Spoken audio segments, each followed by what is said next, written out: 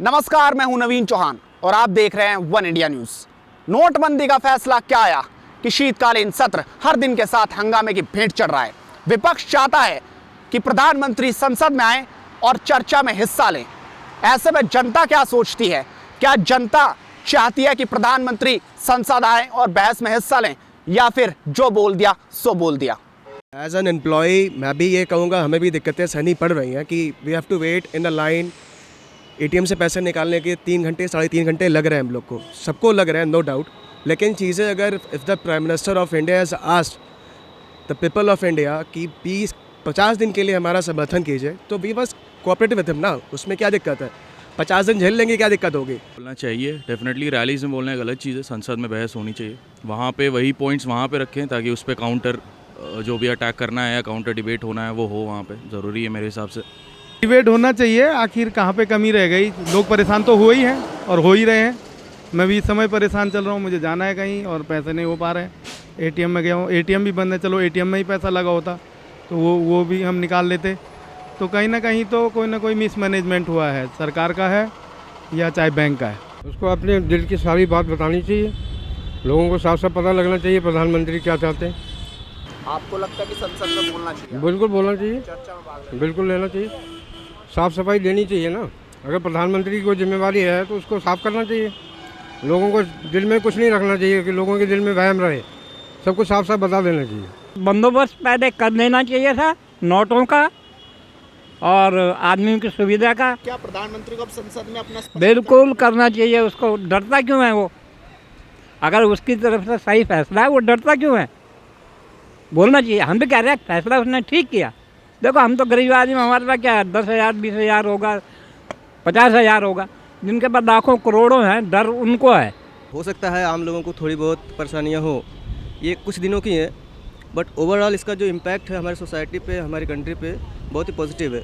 Means आने वाले दिनों में हमारी इकोनॉमी को बहुत ही फ़ायदा होने वाला है।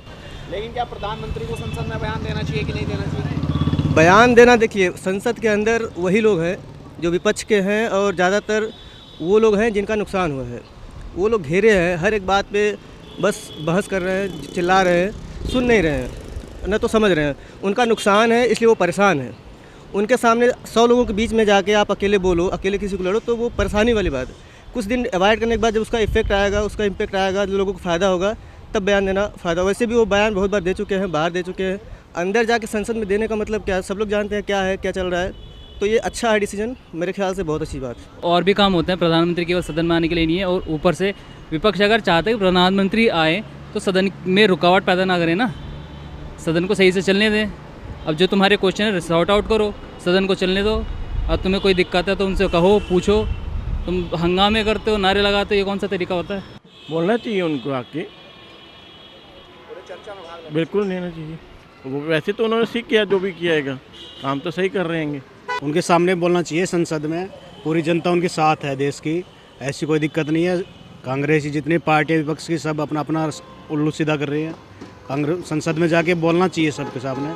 जनता की तरफ से किसी प्रकार की दिक्कत नहीं है। हर आदमी अपनी अपनी समस्या लेके बैठा है, लेकिन जब भी साथ है मोदी की, ऐसी कोई बढ़िया काम किया है। जो भी जिम्मेदारी पीएम की होगी, पीएम आगे हर साल का जवाब देगा। पीएम अभी और कामों में व्यस्त है।